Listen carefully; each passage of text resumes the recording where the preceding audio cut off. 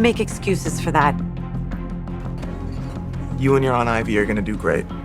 Something had to be done about her behavior. I made the call and you supported me. Welcome to Soap with Joe, the bold and the beautiful, on Monday, November 11th, 2024.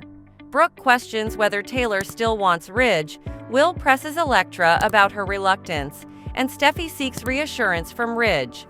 Let's dive into all the drama. Conflict's over. Hope's gone, the line's been cut. At Forrester Ridge, Steffy and Katie discuss the reaction to Hope's assets. Ridge wants to respond with a no comment, but Katie is not satisfied.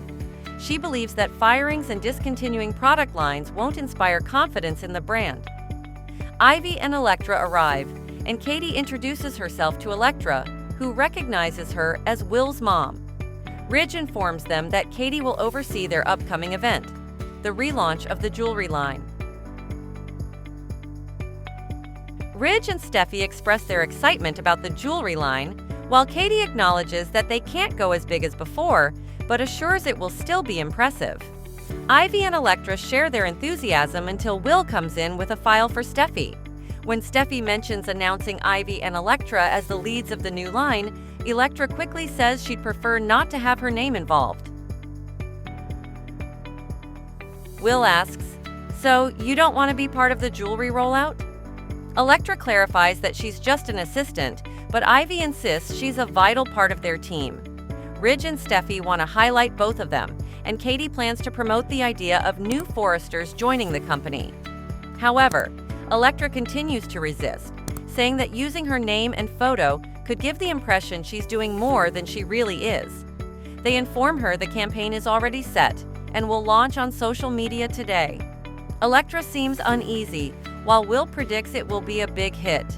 Ridge is baffled by her reaction, insisting that they're giving her a chance to shine and encouraging her to embrace it. At the Cliff House, Taylor is on the phone when she hears a knock at the door. It's Brooke, who says she shouldn't be surprised to see her after what Steffy did. Brooke accuses Steffy's actions of being misguided and wrong. Taylor defends Steffy's decision, arguing that Hope's behavior was unacceptable and that Steffy had every right to fire her. "Hope is out of control," she states firmly. Brooke counters that Hope tried to explain herself, but no one would listen. She vows not to let Steffy's bias against her daughter ruin Hope's career, refusing to allow Steffy to treat Hope this way. I am also part of Forrester's executive. Taylor makes Brooke a tea and acknowledges that she understands why she's upset as a mother. Brooke, who is part of the executive team, expresses serious concerns about Steffy's judgment. Taylor, however, suggests that Brooke should focus her concern on Hope. Brooke insists she wasn't making advances toward Finn. Taylor questions how Brooke ended up on top of him in lingerie, to which Brooke replies that she was simply trying it on. Taylor emphasizes that Brooke needs to help her daughter understand the importance of boundaries. She defends Steffy's behavior, asserting that Hope has been the one acting inappropriately.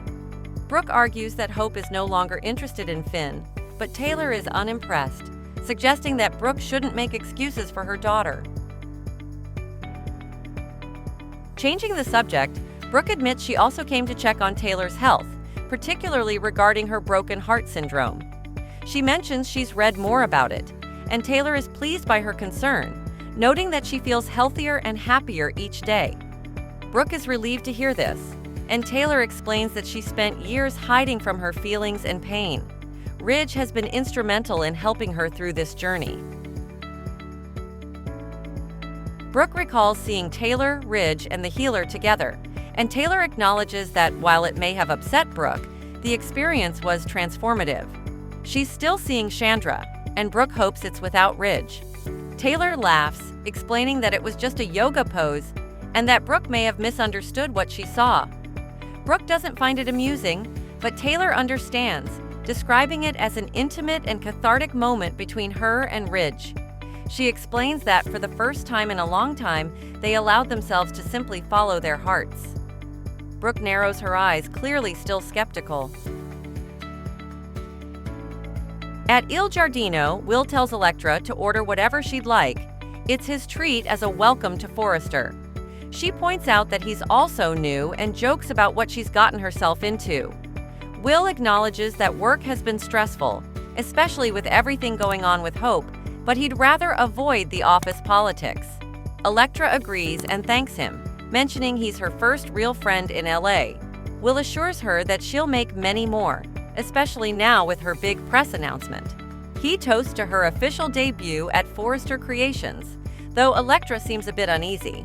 She gently reminds him they were avoiding work talk, and Will shifts gears, asking to learn more about her. Electra shares that her father is Ivy's older brother, and that while she didn't grow up in Australia, she always kept tabs on the family business. She's excited for a fresh start.